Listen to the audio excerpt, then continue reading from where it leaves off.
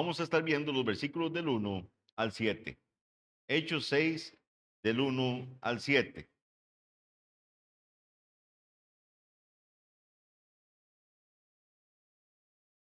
El propósito de la exposición del día de hoy va a ser ver qué pasó aquí, a quiénes se está eligiendo aquí, y espero que quede claro a la luz de la palabra del Señor que aquí estamos hablando del oficio diaconal, y eso servirá para que entre hoy con el libro de los Hechos y la próxima semana pueda estar hablando de los requisitos que deben cumplir los hermanos que están siendo considerados para el diaconado. Hoy fuimos bendecidos con una exposición por parte de nuestro hermano Arles en relación con los requisitos que deben cumplir los ancianos.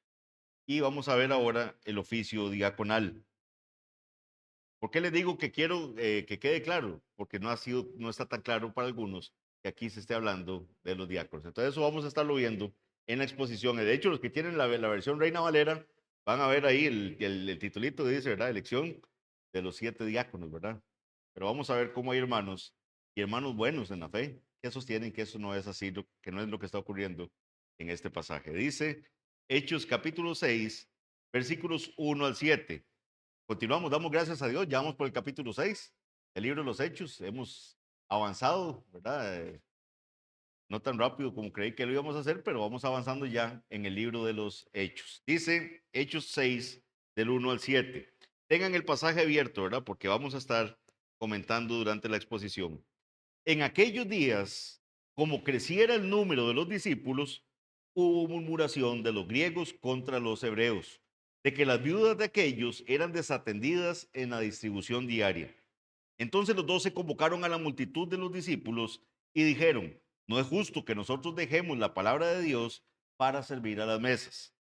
Buscad pues, hermanos, de entre vosotros a 7 varones de buen testimonio, llenos del Espíritu Santo y de sabiduría, a quienes encarguemos de este trabajo. Y nosotros persistiremos en la oración y en el ministerio de la palabra.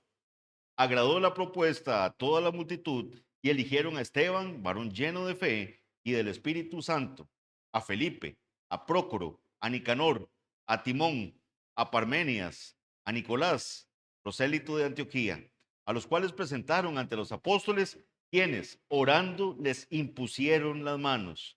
Y crecía la palabra del Señor, y el número de los discípulos se multiplicaba grandemente en Jerusalén. También muchos de los sacerdotes obedecían a la fe. Ese es nuestro pasaje de estudio de esta tarde. ¿Cuál es el contexto inmediato de este pasaje? ¿Qué es lo que precede este pasaje? Y eso es precisamente lo que estudiamos la semana pasada, cuando vimos Hechos 5, 17 al 42. Pasaje que estuvimos, ¿verdad? Analizando y disfrutando su estudio a la luz de la palabra del Señor. Y nos hablaba de la persecución de los cristianos por parte del sumo sacerdote, ¿recuerdan? Y otras de las principales autoridades. Recuerden que arrestaron a Pedro y a otros apóstoles, pero un ángel los libera de la celda. Espero que todos estén recordando eso. El ángel les dice, id y puestos en pie en el templo, anunciad al pueblo todas las palabras de esta vida. A la mañana siguiente el Sanedrín envía oficiales para llevar a los apóstoles ante el concilio, ¿verdad? Pero los oficiales encuentran la celda cerrada y vacía, y eso les sorprende. Entonces alguien informa, ¿verdad? Y dice, he aquí, los varones que pusisteis en la cárcel están en el templo y enseñan al pueblo. Los habían encarcelado por estar predicando, el ángel los libera, la orden de liberarlos es, vaya y sigan predicando en el templo. No los encuentran en la cárcel, ¿dónde los encuentran? Predicando el evangelio. Eso es lo que estaban haciendo los apóstoles.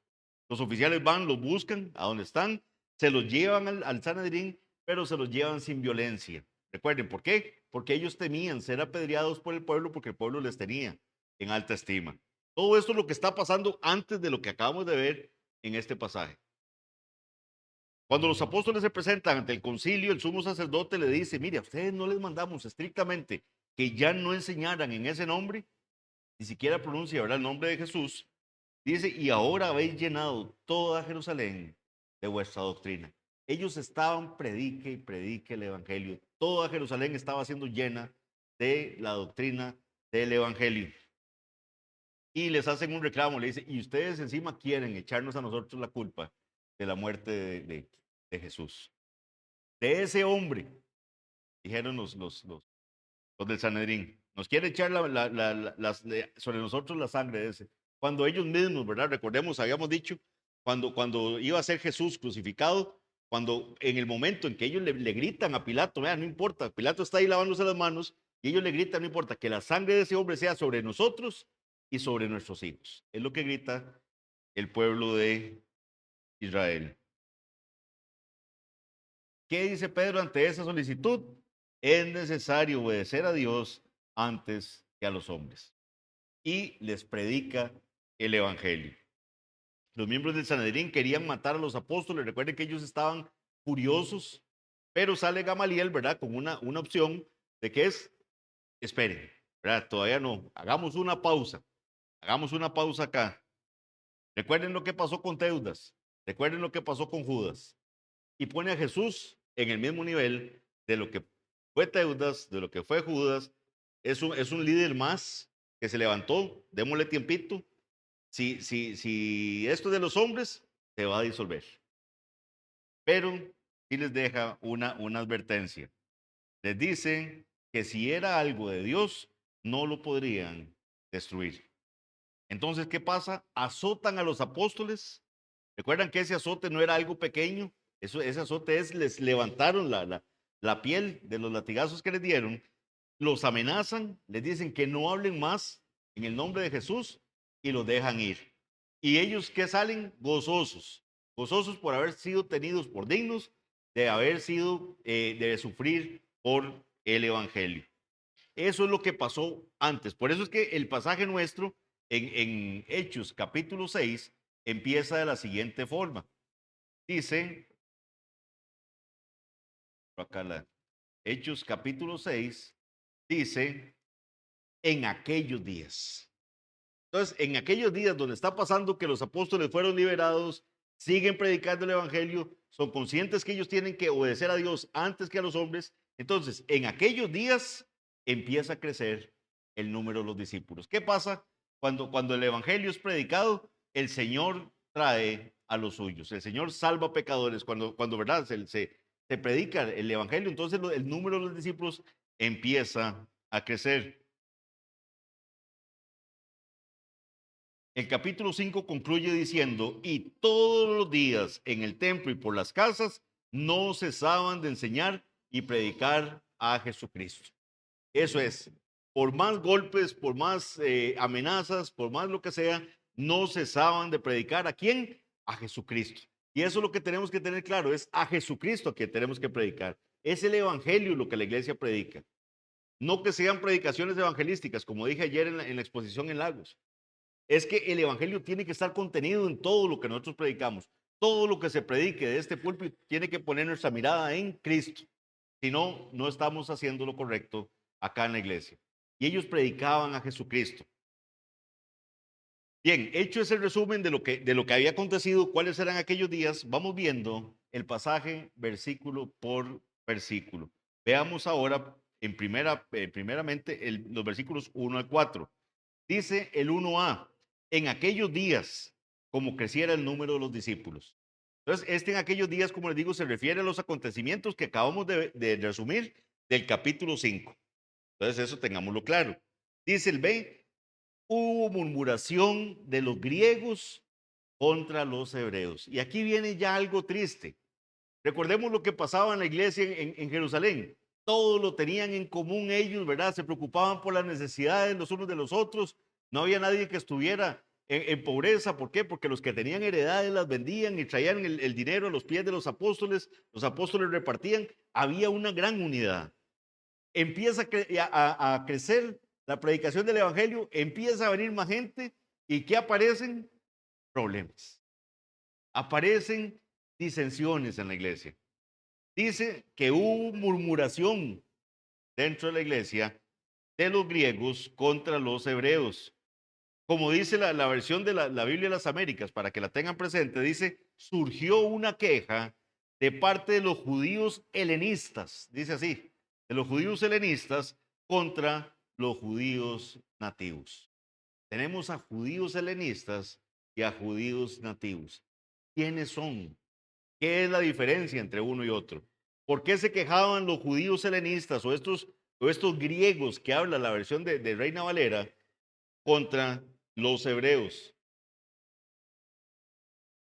Primeramente, la palabra que se traduce como murmuración, ¿verdad? Que hubo murmuración, es el término que se utiliza en la Septuaginta, que es la traducción, ¿verdad? El griego del Antiguo Testamento, para hacer referencia a la murmuración de los judíos contra Moisés en el desierto.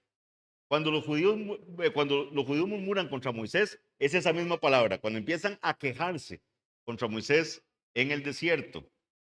Eso lo vemos en Éxodo 16 y en Números 14, pero no nos va a dar tiempo de verlo en este momento. La iglesia estaba corriendo un peligro en ese instante. Se podía dividir. Teníamos de un lado a los judíos helenistas, o a los griegos, como dice la Reina Valera, y tenemos a los judíos nativos de ahí, o a los hebreos, como dice Reina Valera. El problema podía agravarse si no se trataba con sensibilidad. ¿Quiénes eran estos helenistas? Los eruditos sostienen que estos helenistas eran judíos de habla griega que también habían adoptado elementos de la cultura griega. O sea, eran judíos que hablaban griego. Ellos probablemente habían nacido fuera de la región, ya tenían como el griego como su idioma natal y habían adoptado algunas de las costumbres de la cultura griega. El arameo es una lengua semítica utilizada por el pueblo judío en la época del Nuevo Testamento. Entonces aquí tenemos dos grupos de judíos, solo que unos son helenistas y otros son hebreos nativos. De ahí, los dos grupos salvados por el Señor, ahí en la iglesia, pero empiezan a haber disensiones y uno dice, mire, están tratando mejor a las viudas de los hebreos que a las viudas de nosotros, los helenistas. Es fundamental que entiendan esta parte para que vean todo lo que desata esta exposición. Dice el versículo 1 igual, dice, hubo murmuración de los griegos contra los hebreos de que las viudas de aquellos eran desatendidas en la distribución diaria. Había algo que se llamaba la distribución diaria. Y ellos decían que las viudas de los helenistas estaban siendo desatendidas. Muy importante para mi exposición, y aquí a mí no me gusta estar traduciendo, ¿verdad? Porque no domino el griego. Pero para mí es fundamental que entendamos cómo se dice esta distribución diaria en el idioma original. Y esta distribución diaria se escribe catemerinos, como así, K-A-T-H-E-M-E-R-I-N-O-S, catemerinos, diaconía. Catemerinos, diaconía, esa era la distribución diaria que se estaba hablando ahí. Ese servicio diario. Y en ese servicio diario es que se están desatendiendo supuestamente a las viudas de los helenistas. Las viudas y los huérfanos eran vulnerables financieramente porque la mayoría de las viudas no heredaban propiedades y tenían pocas formas de ganar dinero para mantenerse. Había muchas viudas en la región. ¿Por qué? Porque las jóvenes a menudo se casaban con hombres mayores. Entonces, jovencitas se casaban con hombres mayores, se moría primero el esposo y ellas quedaban viudas. Las cuales a menudo enfrentaban mayores riesgos, ¿verdad? Esos hombres mayores enfrentaban mayores riesgos físicos. ¿Por qué? Porque tenían que salir al servicio militar o porque estaban protegiendo el ganado y de los animales salvajes y morían. A manera de referencia, en cuanto al tema del cuidado de los pobres, la ley judía incluía disposiciones para satisfacer las necesidades de las viudas y otras personas pobres. La ley del Señor pensaba o tenía disposiciones para que el pueblo pensara en estas personas que tenían menos recursos. Por ejemplo, recordemos que las personas que tenían terrenos grandes, ¿verdad? Que eran hacendados, por así decirlo, debían dejar los bordes de sus campos sin cosechar. ¿Se acuerdan los que han leído el libro de Ruth, ¿verdad? Van a recordar que ellos no podían cosechar todo. ¿Por qué? Para que los pobres pudieran recoger y obtener suficiente alimento para sobrevivir. Tenían que dejar una porción ahí para que los pobres vinieran recogiendo. Eso lo van a encontrar en Levítico 19, del 9 al 10. Leo para ustedes nada más para referencia. Cuando ciegues la mies de tu tierra, no cegarás hasta el último rincón de ella, ni espigarás tu tierra cegada, y no rebuscarás tu viña, ni recogerás el fruto caído de tu viña. Para el pobre y para el extranjero lo dejarás, yo Jehová tu Dios. No es como que uno que le va a agarrar hasta la última, el último pedacito de la cosecha, ¿no? Había que agarrar normalmente lo que va quedando, y eso iba para ser después tomado por los pobres. Era la forma en que el Señor tenía cuidado de estas personas. Igual, ¿verdad?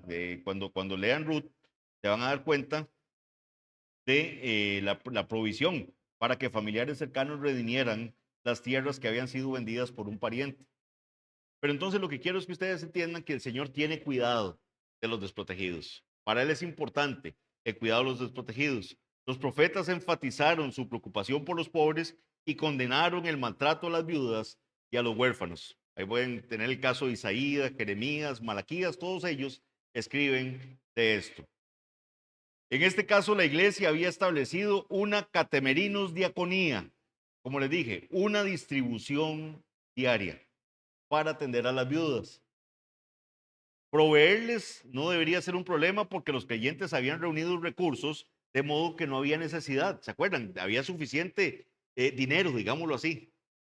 Habían personas que habían vendido sus heredades y los apóstoles estaban administrando esos dineros, porque esos dineros eran puestos a los pies de los apóstoles. Sin embargo, los creyentes griegos pensaban que la iglesia discriminaba a sus viudas en la distribución diaria. El texto no nos dice si esto era cierto. O sea, eso es lo que sentían los hermanos hebreos de origen helenista, digámoslo así, los helenistas, los griegos. Ellos sentían que sus viudas estaban siendo desatendidas. Como les digo, no sabemos si eso era así o no. Lo cierto también es que si los cargos hubieran sido falsos, Lucas, ¿verdad?, nos hubiera dicho que era falso, que estaba ocurriendo. Lo cierto es que ese fue el reclamo y eso fue lo que generó la murmuración dentro de la iglesia. La palabra griega diaconía, que está ahí, porque por eso le digo que para mí es muy importante que ahí se dice catemerinos, diaconía. Esa palabra diaconía significa servicio o ministerio. Eso es lo que significa.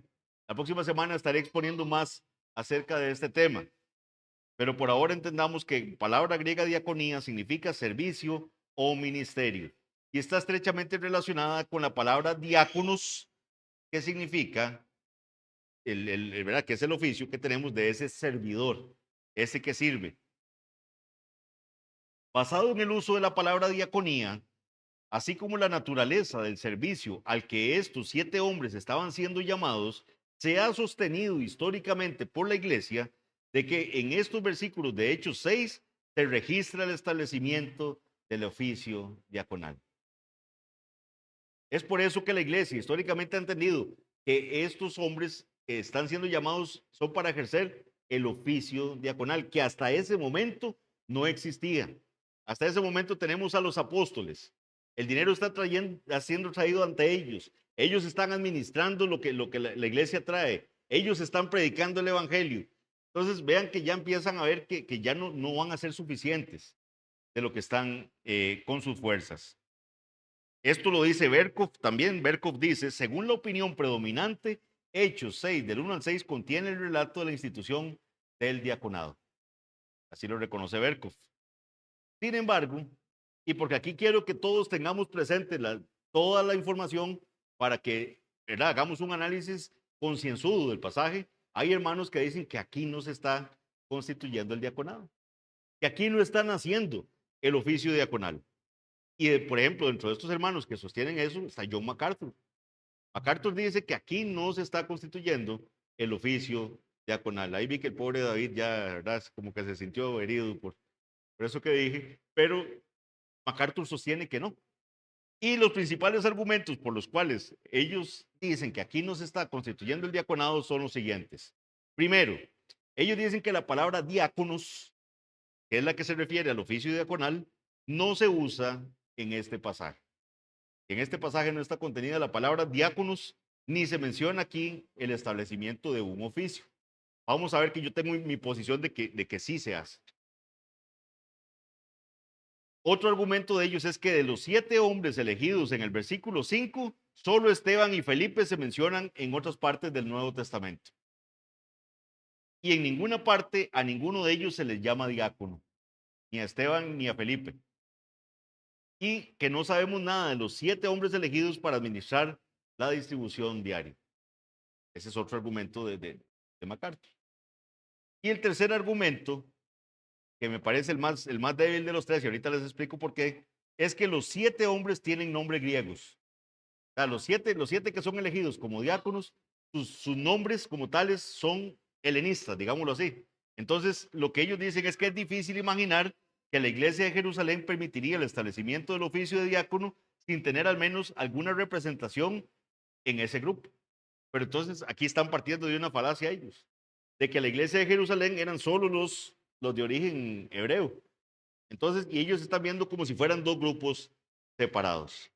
Este es un tema que ellos ahí siento que se les está yendo la mano con este argumento. Por ejemplo, hay un comentarista que dice lo siguiente: esto no significa necesariamente que todos fueran helenistas, todos los 7 que se están nombrando ahí, aunque tengan nombres griegos, puesto que la mayoría de los judíos del mundo antiguo tenían 3 nombres. Tenían 3 nombres: uno judío, uno griego y uno romano. Y los utilizaban dependiendo de la ocasión en la que estuvieran ellos compareciendo. Entonces dice que no necesariamente se está refiriendo a los judíos helenistas, que todos eran judíos helenistas los que estaban siendo nombrados. ¿Cuál es mi posición en cuanto a esto? Mi posición es que los 7 varones, aunque no se les llame expresamente diáconos con esa palabra, fueron los precursores de los oficiales que luego llevaron ese título. El oficio no existía a ese momento. Recordemos que estamos hablando de la iglesia primitiva, la iglesia en sus orígenes, ¿verdad? Está al inicio, ¿qué pasaba? Las personas vendían sus heredades y las traían ¿a quién? A los apóstoles. No había quien administrara la distribución de ese dinero. La administraban directamente los apóstoles. ¿Qué les va enseñando el Señor en su sabiduría? Que ellos son insuficientes para hacerlo todo en una iglesia. Que no iban a dar abasto haciéndolo todo, predicando la palabra del Señor, orando por las sanidades, administrando los dineros. Vean que se les empezó a salir de las manos. Ya había, cuando empieza a crecer el número de los discípulos, empieza a haber problemas dentro de la iglesia. Estos 7 varones fueron los que expresan los precursores del oficio diaconal. Esto lo vamos a ver la próxima semana cuando hablemos en Timoteo, 1 Timoteo capítulo 3. Ahí se les va a denominar ya con el nombre a ese oficio y nos va a dar las características que debe cumplir el hermano que va a ser ordenado como diácono. ¿Cómo debe ser este hermano? Aunque Lucas no dice nada acerca de la constitución de un nuevo oficio en la iglesia, no hay duda de que la iglesia llegó a reconocerlos como tales sobre la base de esta elección. Es esta elección lo que lleva a la iglesia después a reconocer el oficio diaconal. Desde los días de Cipriano de Cartago, se encuentra literatura en ese sentido. Cipriano vivió entre el año 200 y el 258 después de Cristo. Esta opinión es la que ha prevalecido. Lucas no se refiere explícitamente a los 7 con el nombre de diáconos porque la tarea a realizar no tenía todavía un nombre formal. No había un oficio formal para designar lo que ellos iban a hacer. El oficio nace ahí. Nace para hacer esa diaconía, que era ese servicio que se establecía ahí diario. Kistemacher dice lo siguiente: aunque el término diácono, que es diácono significa uno que sirve, no aparece en los primeros 6 versículos de este capítulo, la palabra griega diaconía sí aparece, que es lo que les acabo de decir. Diaconía sí aparece. Vamos a ver. Y es traducida como distribución y como ministerio. El contexto revela que los 7 varones son servidores en el nombre de Cristo, es decir, son diáconos que ayudan a los necesitados. ¿Qué es lo que está pasando y por qué siento yo que tal vez ellos insisten en que en Hechos no se está dando ahí el tema del diaconado? Porque nuestro hermano John MacArthur y otros que mantienen esta tesis ordenan mujeres como diáconos, como diaconisas. Y este pasaje aquí es totalmente claro que lo que llamaron fueron 7 varones para que ejercieran esa función. Entonces, ahí tenemos un pequeño problema porque si el pasaje sí se está refiriendo a los diáconos, no tienen una base para ordenar diaconisas. Dice el versículo 2, entonces los 12 convocaron a la multitud de los discípulos y dijeron, no es justo que nosotros dejemos la palabra de Dios para servir a las mesas. Le llevan el problema a los apóstoles y los apóstoles dicen, no está bien. No está bien que nosotros dejemos la palabra de Dios para servir a las mesas. No que servir a las mesas sea algo que no es importante. No que los apóstoles estuvieran diciendo que no, eso no es nada, dejen eso así y concentrémonos en lo que nosotros tenemos que hacer. Lo que ellos dijeron es que no era justo que ellos se encargaran de esa labor en ese momento. Debido a las muchas responsabilidades que tenían los apóstoles, no podían atender las necesidades económicas de todas las viudas. Ellos lo estuvieron haciendo. Los dineros eran puestos a los pies de ellos, pero llegó un punto en que ya no pudieron hacerlo. Esto nos recuerda la situación en la que se puso Moisés, ¿se acuerdan, verdad? ¿Qué pasó con Moisés? ¿Qué pasó con Moisés? Estaba él juzgando al pueblo, todos los problemas del pueblo, todos venían ante él y desde la mañana hasta la tarde los escuchaba y él les daba la sentencia, digamos, que venía, ¿verdad? Apegado a la palabra del Señor. Y Moisés desfalleció, estaba cansado, era una labor muy ardua hacer eso. Jetro, el suegro de él, le dice a Moisés que qué está haciendo. O sea, que cómo se le ocurre hacer lo que está haciendo. En otras palabras, es lo que dice Jetro. Le aconseja que se provea de hombres capaces para que sirvieran como jueces para el pueblo. Lleguen a sus casas a leer el texto, es muy bonito. Éxodo 18, del 13 al 27. Ahí lo pueden encontrar. Éxodo 18, del 13 al 27. Esto alivió la carga de Moisés. Los apóstoles también se dieron cuenta de que la tarea que estaban ellos haciendo era ya demasiado cansada, no podían, sobrepasaba las fuerzas que ellos tenían y tenían que encontrar una solución al problema del cuidado de los necesitados. Los dos se consideraron inapropiado abandonar la palabra de Dios que Jesús les había encargado de hablar. Recuerden cuál era la encomienda a ellos: ir y predicar, ir a ser discípulos a las naciones, bautizándoles en el nombre del Padre, del Hijo y del Espíritu Santo, enseñándoles que guardaran todas las cosas que Jesús les había enseñado a ellos y que Él les iba a estar con ellos todos los días hasta el fin del mundo. Y entonces ellos no podían desatender ese mandato del Señor para servir a las mesas. Es lo que dicen los apóstoles, que era esa administración de los alimentos. Catamerinos, diaconía, es como se traduce. Esa administración diaria, ese servicio diario, ese catemerinos, diaconía, es lo que estaba siendo mal atendido, digámoslo así, que ya estaba siendo atendido de una manera deficiente. Jamás debemos pensar que los apóstoles estaban creyendo que la administración de esa distribución diaria, de esa catemerinos diaconía, no era digna de su preocupación, pero habían sido llamados a una forma diferente de servicio. Los apóstoles no tenían ese llamado de estar en esta distribución diaria, tenían el llamado de la predicación de la palabra. Era sobre el fundamento de la palabra que ellos iban a predicar que se iban a sentar las bases para que la iglesia tuviera su fundamento. La iglesia se va a fundar sobre la doctrina de los apóstoles. La proclamación del evangelio era su meta. Debían tener cuidado de que la administración de la distribución diaria no desplazara su llamamiento principal, que era la predicación del evangelio, la predicación. Por eso es importante honrar los dones que Dios nos ha dado. Darles hablaba en la mañana de eso. El Señor nos ha dado dones y es importante entender y reconocer esos dones que el Señor nos ha dado y ser fieles al llamado que el Señor nos ha hecho. Los apóstoles no habrían estado haciendo la voluntad de Dios si se hubieran distraído de su llamado.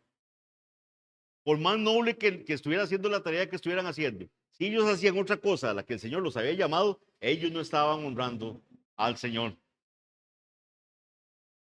Los 7 hombres tampoco habrían estado haciendo la voluntad de Dios si hubieran rechazado el llamado a administrar la distribución diaria de alimentos.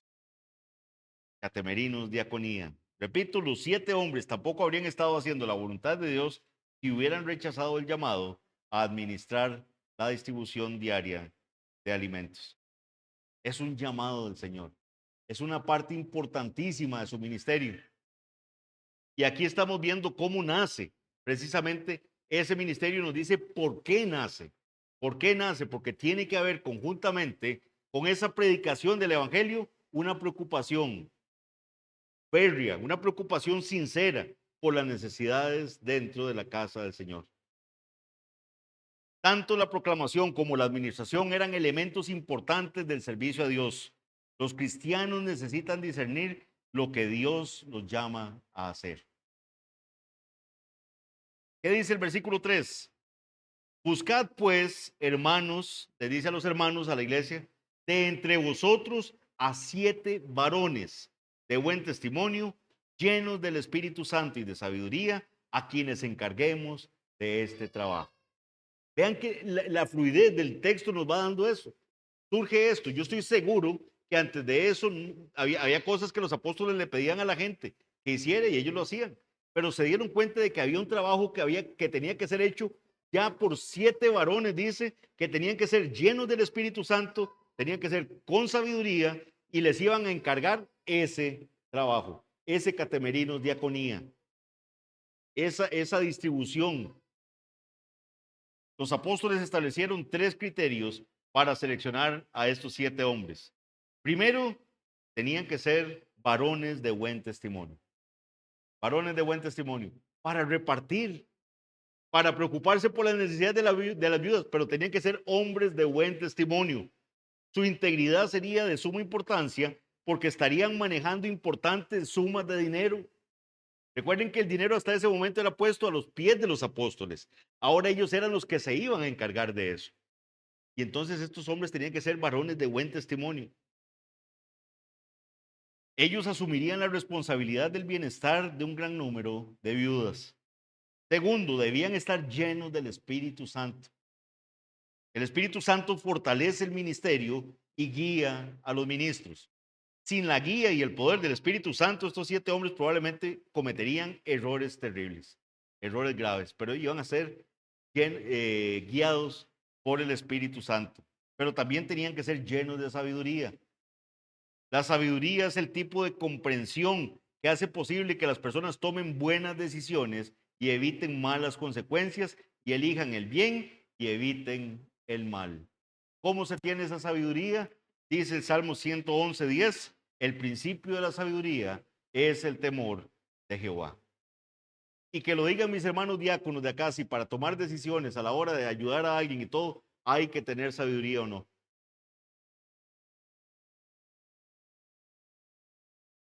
Dice el versículo 4, no nos va a dar tiempo. Dice el versículo 4, y nosotros, entonces le dice a la iglesia, escojan a estos 7 varones.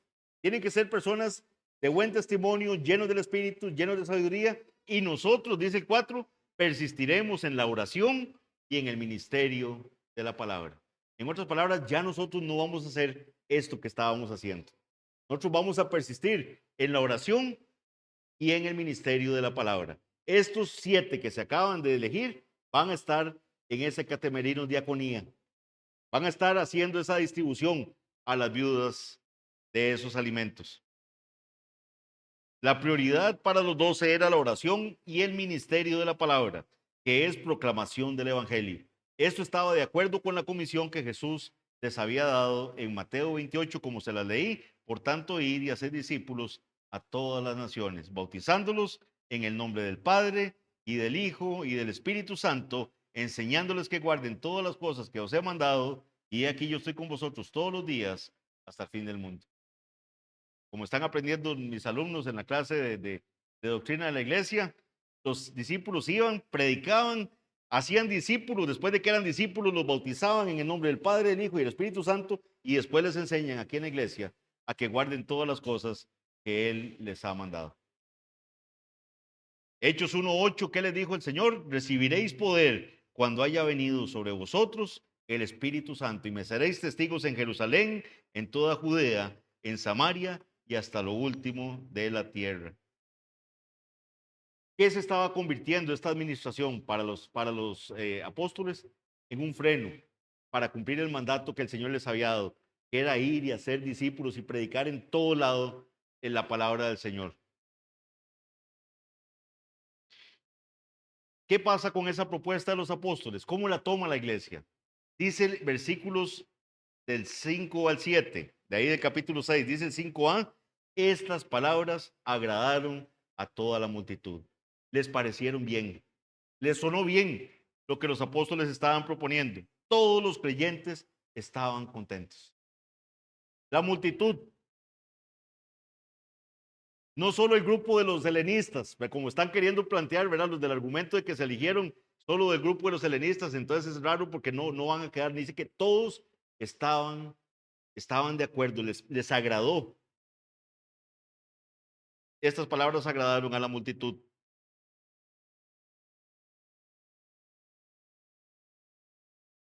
Si había existido alguna rivalidad o disensión, esto quedó atrás. Si había esa división que estaba empezando a gestarse dentro de la iglesia, ya con esta propuesta, inspirada por el Espíritu Santo, quedó atrás. Ya no se va a dar más esto que estaba pasando.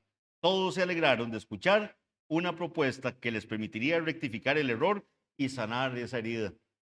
Esto habla bien de esa fe de estos hermanos, de la fidelidad de esta iglesia en Jerusalén. No estaban comprometidos a ganar una discusión. No es que aquí yo quiero una propuesta que nos beneficie, entonces ya como nos desatendieron tanto tiempo a los helenistas, ahora que tengamos prioridad nosotros y que los... No. Estaban dispuestos a por la paz tomar una decisión y que la iglesia quedara tranquila con lo que se estaba ofreciendo. No era ganar la discusión, no era defender sus acciones, realmente querían hacer lo correcto.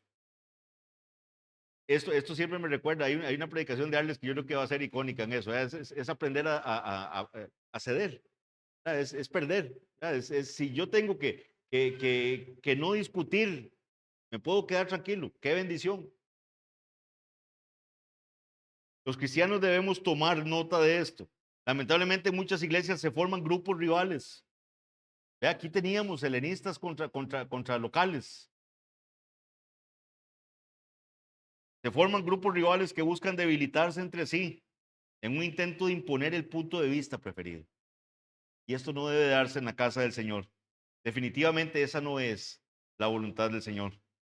Entonces dice el versículo 5, el B, la parte B del 5, y eligieron a Esteban, varón lleno de fe y del Espíritu Santo, a Felipe, a Prócoro, a Nicanor, a Timón, a Parmenias, a Nicolás, prosélito de Antioquía. Esos son los 7. Como le indiqué anteriormente, todos estos son nombres griegos, efectivamente. Todos son nombres griegos. Pero, contrario al argumento de los hermanos que ven aquí un elemento para negar que aquí se esté hablando de los diáconos, más bien debemos verlo como una señal del buen espíritu de los creyentes hebreos, los cuales no exigieron representación en este comité. Decía él, si total, escogieron a 7 que eran de los helenistas y dándole el punto a los que creen que eran del grupo de los helenistas, de qué bendición que nadie se opuso, ¿verdad? Porque aunque fuera para la distribución del servicio diario, pudieron haberse opuesto y decir, no, un momento, ¿cómo va a haber 7 del grupo de los helenistas? Pero me quedo también con la posición del otro comentarista que decía que el hecho de que sean nombres griegos no necesariamente implica que fueran de los helenistas, porque todos tenían hasta 3 nombres, uno griego, uno local y uno romano. Lucas destaca a Esteban con una mención especial. Vea que cuando habla de que Esteban es nombrado, él dice, y eligieron a Esteban, varón lleno de fe y del Espíritu Santo. Así se refiere a Esteban. Dado que el criterio para la selección de estos 7 hombres fue que estuvieran llenos del Espíritu Santo y de sabiduría, entonces, y uno supone que los otros 6 también estaban llenos del Espíritu Santo y de sabiduría. Entonces, por qué recalca a Esteban? ¿Por qué le da esa mención? Y esto es casi seguro de que lo hace por lo que va a venir pronto con Esteban. El escritor de Lucas sabe lo que él va a poner con respecto a este diácono que va a predicar la palabra del Señor y que en esa predicación de la palabra del Señor, en esa confrontación que él hace del pecado del pueblo para decirles que solo en Jesucristo hay salvación, él es muerto. Es apedreado y va a morir. Y va a haber alguien ahí que va a empezar a aparecer ya en los capítulos próximos del libro de los Hechos que va a consentir con la muerte de Esteban. Y es Saulo de Tarso. Eso lo vamos a ver más adelante. Pero Lucas entonces nos adelanta que este es un hombre lleno del Espíritu, lleno de fe. El Felipe que vemos acá, en estos diáconos que están siendo mencionados, no es Felipe el apóstol, es otro Felipe. Porque vean que más bien los apóstoles, ¿verdad? Sería raro que los apóstoles digan que no está bien que ellos dejen la predicación por servir a las mesas y nombran a Felipe, ¿verdad? Que es uno de los apóstoles. Entonces, este es otro Felipe.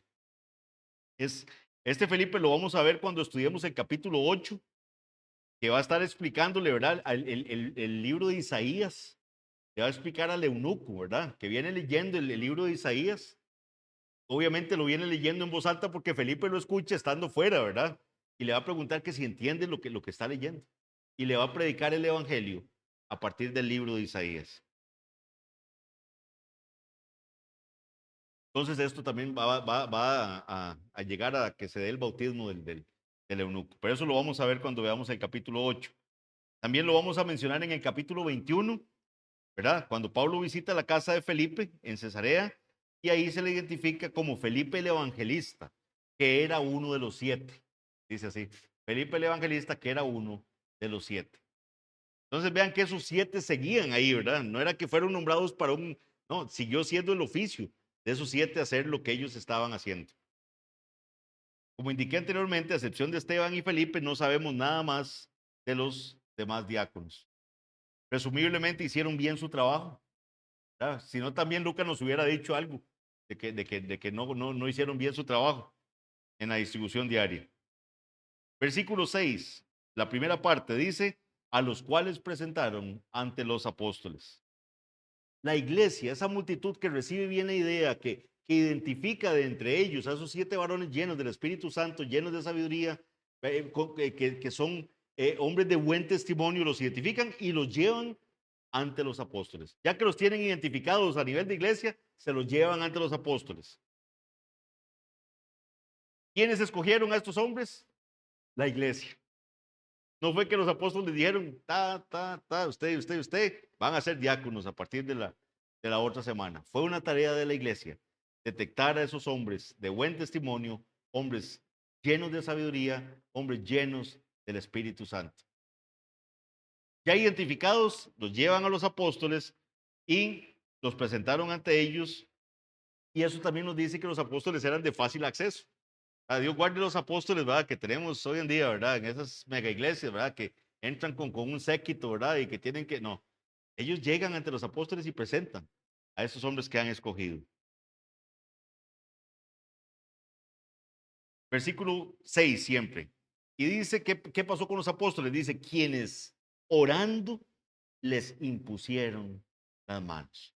Y a mí, personalmente, este es uno de los elementos que me convence más de que aquí estamos hablando de un oficio. Esa imposición de manos que hacen los apóstoles a estos 7 varones. ¿Por qué?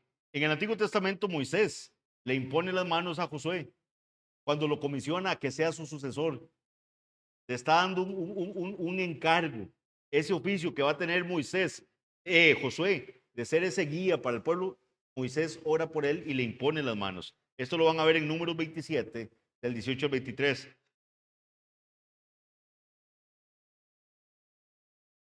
En el Nuevo Testamento, los apóstoles imponían las manos a personas también cuando iban a orar por ellos por una sanidad. Eso ocurría. Pero ese no es el caso aquí. también impartían el Espíritu Santo de esa forma. Hay casos registrados así, los vamos a ver en el capítulo 8 de Hechos, en el capítulo 19, pero también ocurría para ordenar para una obra particular, para una obra particular. Y eso lo vemos en el capítulo 6 que estamos estudiando, en el capítulo 13 de Hechos, lo vemos en 2 Timoteo 1:6. En este caso, la imposición de manos indica tanto aprobación como empoderamiento para la tarea para la cual los 7 han sido elegidos. Y para mí, como les digo, una prueba más de que aquí se está hablando del oficio que más adelante se va a llegar a denominar diaconado.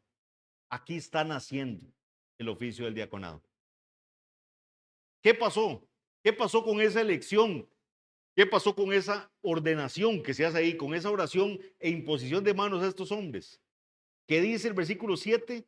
Y crecía la palabra del Señor y el número de los discípulos se multiplicaba grandemente en Jerusalén. ¿Qué es lo que quiere decirnos aquí el Espíritu Santo a través de lo que Lucas escribe? Que haber tomado esa decisión sabia hizo que continuara teniendo éxito la predicación de la palabra del Señor. Siguió creciendo el número de los discípulos. Eso permitió que los apóstoles pudieran estar haciendo lo que tenían que estar haciendo y los hermanos diáconos hacían lo que tenían que estar haciendo. Y ambos grupos sirviendo al Señor de todo corazón y ambos grupos haciendo cosas importantes para la obra del Señor. Literalmente el texto griego dice, la palabra de Dios continuaba creciendo. La palabra de Dios continuaba creciendo. No que habían, ¿verdad?, mucho más escritos y todo, no se refiere a eso, sino que crecían con la llegada de más personas que el Señor había salvado. El evangelio mismo llegaba a ser parte de la vida espiritual del pueblo. En otras palabras, el efecto de la palabra proclamada era crecientemente obvio en las vidas de los habitantes de Jerusalén. Como un resultado directo de la proclamación del evangelio y las enseñanzas, a lo cual los apóstoles estaban ahora dedicados en oración y ministración de la palabra, más y más gente creía y se unía a la iglesia. Tanto que, dice el versículo 7, muchos de los sacerdotes obedecían a la fe. O sea, inclusive la predicación llegó a tal punto que hasta los sacerdotes, que eran detractores, ¿verdad?, que eran los acusadores de lo que hacían los apóstoles, empezaron a ser salvados por el Señor. Y eso para que no se nos olvide que en la iglesia tenemos personas de todo linaje, nación, pueblo, lengua, que el evangelio no se lo predicamos solo a los que nosotros vemos así como que es salvable, sino que predicamos el evangelio a toda criatura y es el Señor el que salva a unos y a otros. Él es. Nosotros solo predicamos el evangelio. Él va a salvar a quien Él quiera salvar. Él va a tener misericordia del que Él quiera tener misericordia. Y Él se va a compadecer del que Él se compadezca. Así que no depende ni del que quiere, ni del que corre, sino de Dios que tiene misericordia. Hasta los sacerdotes empezaron a ser salvados por el Señor. Esto parece sorprendente, ya que los sacerdotes se encontraban entre los más feroces oponentes de Jesús. Algunos han especulado, ¿verdad?, que es que seguro eran sacerdotes nuevitos a estos. Entonces, ahí uno se encuentra comentaristas de que tenían que ser seguros los sacerdotes, ¿verdad?, más bajitos de rango, porque los altos, ¿verdad?, de la jerarquía odiaban a Jesús. Pero es que no podemos especular donde la Biblia no nos da luz ahí.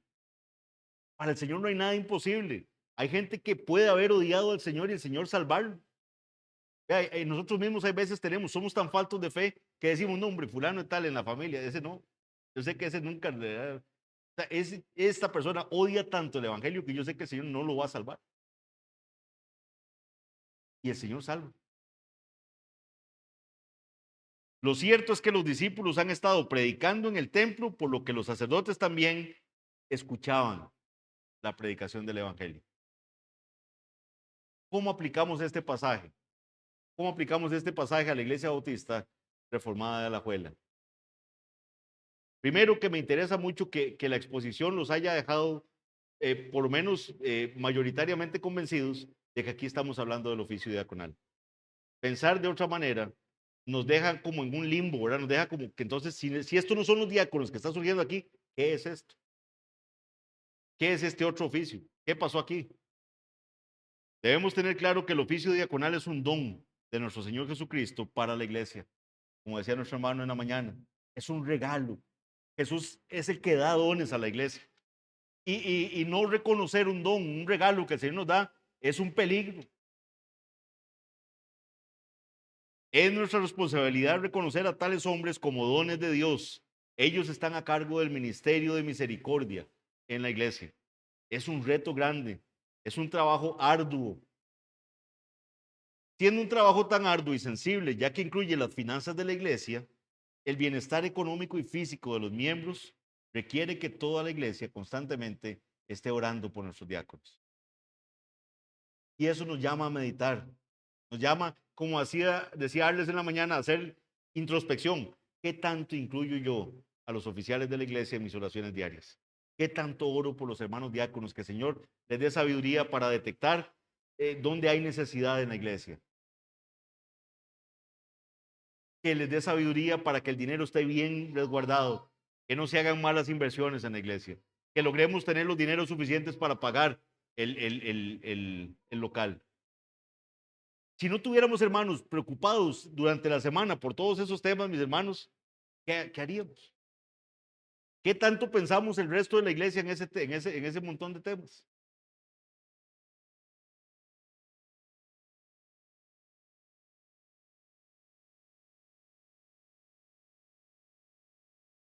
Requiere que toda la iglesia ore constantemente por ellos. Así como la oración acompañó su ordenación, de igual manera la iglesia debe acompañar a tales oficiales públicos apoyándolos por medio de la oración. Así que la importancia del oficio diaconal lo vemos en la naturaleza de su oficio, en el carácter piadoso de los que son así elegidos, en la solemnidad de su ordenación y en la bendición que trae sobre la iglesia. Lucas nos informa que la iglesia seguía gozando de buena salud. Después de que se dio ese amago de división, ya no, ya siguió la iglesia ahí, sigue predicando, sigue avanzando el evangelio. Este es el modo en que nos hace saber que Dios bendijo la decisión que tomaron en ese momento. Finalizo diciendo algo que ampliaré la próxima semana cuando les exponga los requisitos para los diáconos. Todos los creyentes debemos seguir las huellas del diácono por excelencia. ¿Quién es ese diácono por excelencia?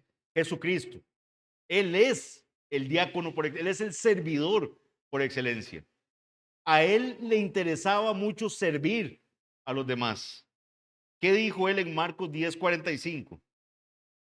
Él dijo que él no vino para ser servido, sino para servir y para dar su vida en rescate por muchos. Es Jesucristo el que nos va a dar ese marco de referencia de cómo debemos servir a los demás. Él se los dijo a los apóstoles, ustedes ahí están peleados por quién es el mayor, quién va a ser el mayor. Yo les digo, ¿quién es mayor? ¿El que está a la mesa o el que viene a servirle a la mesa? No es el que está a la mesa, ese es el mayor. Y entonces yo estoy aquí entre ustedes como el que sirve. Yo soy como ese que llega a servir a la mesa. Y si él siendo el Hijo de Dios servía de esa forma, nosotros tenemos que imitarle a él. ¿Por qué? Porque nuestros ojos tienen que estar puestos en Cristo. Es en él. La próxima semana continuamos entendiendo que aquí se da el oficio diaconal, vamos a entender los requisitos que más adelante la iglesia empieza a ver que deben cumplir estos varones que van a ser llamados a hacer esta importantísima labor para que el evangelio pueda seguir siendo libremente proclamado. Vamos a orar. Padre bendito, gracias. Gracias por este pasaje. Gracias que nos permites analizarlo. Danos sabiduría para entender no lo que queramos entender, sino lo que tu palabra dice, Señor. Y Padre, gracias porque traes paz, nos das luz de cuán importante es tener personas llenas de sabiduría, llenas del Espíritu, de buen testimonio, Señor, que estén encargadas de estos temas materiales, de estos temas terrenales de la iglesia, para que pueda ser pacíficamente llevada a cabo la labor de tu iglesia, en lo que a nosotros dependa. No será pacífico en este mundo, Señor, pero evitas con esta sabiduría divina que haya divisiones a lo interno de la iglesia. Gracias, Padre, porque nos muestras con tu palabra que es tu sabiduría la que nos guía y la que nos permite tener coinonía, nos permite seguir en paz en esta tierra. Que la gloria sea para ti, llévanos con bien a los hogares y te damos las gracias en el nombre de Cristo Jesús. Amén.